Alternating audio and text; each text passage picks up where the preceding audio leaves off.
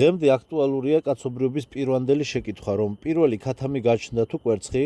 სტანდარტული პასუხი ქათამია, მაგრამ სინამდვილეში არც ქათამი და არც კვერცხი საერთოდ არ არსებობს. ამიტომაც კიდევ ერთი მტკიცებულება იმისა, რომ ჩვენ ვირტუალურ და დახატულ სამყაროში ვცხოვრობთ, არის ქათმის კვერცხი. აი შეხედეთ ქათმის კვერცხს, ეს გახლავთ ხელოვნების ნიმუში, იდეალურად ოვალური ფორმის გათხელებული ნიჟარა, დამახასიათებელი ბასრი წვერით და ხელოვნების ეს ნიმუში თითქოს და ქათმის მუცელში 24 საათში ჩამოყალიბდა. კვერცხის შიგნით არის გული და ცილა. თუ კი შენ კვერცხს გატეხავ, იქ ნახავ უზარმაზარი რაოდენობის სითხეს, რომელიც გულისა და ცილის სახით არის წარმოდგენილი. გასაოცარია, რომ ქათმის ორგანიზმის შიგნით ეს ცილები და გულები ერთმანეთისგან მკაცრად გამოყოფილები არიან და როგორ ხერხდება ისე, რომ ისინი ერთმანეთში არ ირევიან, ეს ხომ სითხეა, რომელიც ორგანიზმში მშვიდად უნდა გადამუშავდეს და სხვა სითხეებსაც შეერიოს. მეორე შეკითხვა: სითხე, რომელიც ქათმის ორგანიზმში სიბრტყეზე იმყოფება, ამ ორგანიზმის შიგნით როგორ მოხდა მისი იდეალურად ოვალური ფორმის ჩამოყალიბება? სითხეს არ შეუძლია, რომ უბრალოდ ადგეს და ოვალის ფორმად ჩამოყალიბება დაიწყოს. საიდან მოდის ამდენი ნაჭუჭი? ეს არის გარკვეული მყარი ნივთიერება. მართალია ქათამი უამრავ რამეს ჭამს, კენჭებს, შუშებს, სილას, მაგრამ ეს ყველაფერი გათხელებული გარსის მასალად მაინც ვერ გადაიქცევა, რომელიც ხელით შეგიძლია რომ გაარჩიო. ქათამი ამდენი რაოდენობის ნიჟარებსა და ნაჭუჭებს არ მიირთმევს, რომ მერე მან თვეში 30 ცალი კვერცხის დადება შეძლოს. ქათამი წელიწადში 200-დან 300 ცალამდე კვერცხს დებს. ორგანიზმში არანაირი ინსტრუმენტი არ არის იმისთვის, რომ იქ კვერცხი ჩამოყალიბდეს. რა ხდება ინკუბაციის პერიოდში? უბრალოდ ქათამი თითქოს და თავის სითბოს გადაცემს კვერცხებს და ამ სითბოში კვერცხებში ნაყოფი წიწილად ვითარდება.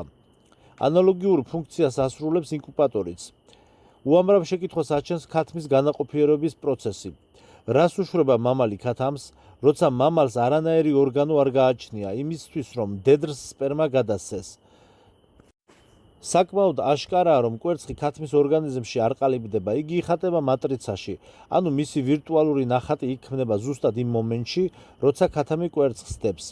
თუ კი ქათამს დაკლავ და ნაწლავების გამოშიგვნას დაიწყებ, იქ წითელი ფერის მცირე სფეროსებურ მრგვალ კვერცხებს შეხვდებით, რომლებიც თითქოს და ქათამს რამდენიმე დღის შემდეგ უნდა დაედო.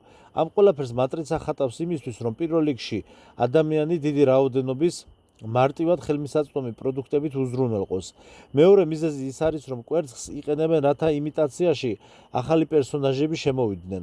ახალი წიწილები ახალი პერსონაჟები არიან, რომლებიც კვერცხიდან იჩეკებიან, რომლებიც ასევე მატრიცაში იხატებიან. არც გულსა და არც ცილაში არ არის არანაირი ნიშანი იმისა, რომ იქ შეიძლება რაიმე ცოცხალი ორგანიზმი დაიბადოს. ამის ნათელი დადასტურება კი ინკუბატორი გახლავთ. აპარატში დებთ შესაწვავად გამზადებულ კვერცხს და თქვენს თვალწინ 28 დღეში წიწილა იბადება. ეს არის უმყარესი არგუმენტი და მტკიცებულება იმისა, რომ ჩვენ მატრიცაში ვიმყოფებით. მაგალითად, რუსეთში კვერცხების მოხმარების რაოდენობა გახლავთ 46 მილიარდი კვერცხი წელიწადში. ამ რაოდენობას მოიხმარს რუსეთის ფედერაციის მოსახლეობა. წელიწადში 46 მილიარდი ცალი კვერცხი. მცირე ფერმების გარდა, რა თქმა უნდა, უზარმაზარი რაოდენობის კვერცხს მატრიცა ხატავს და ბეჭდავს და შემდგომ გვიგზავნის სხვადასხვა სადისტრიბუციო კომპანიების მეშვეობით, მაგრამ ამასთანავე ფერმებიც აკმაყოფილებენ დიდ საბაზრო მოთხოვნებს. ქათამი ერთი დღე იმიტომ უნდება კვერცხის დადებას, რომ ამ პროცესის იმიტაცია შექმნას და ადამიანებმა იფიქრონ, რომ თითქოს და კვერცხი ქათმის მუცელში ფორმირდება.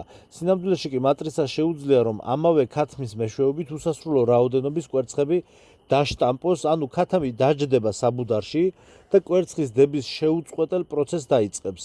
საბოლოო ჯამში კი კვერცხებს ნებისმიერ ადგილას შეუძლიათ, რომ წარმოიშვან.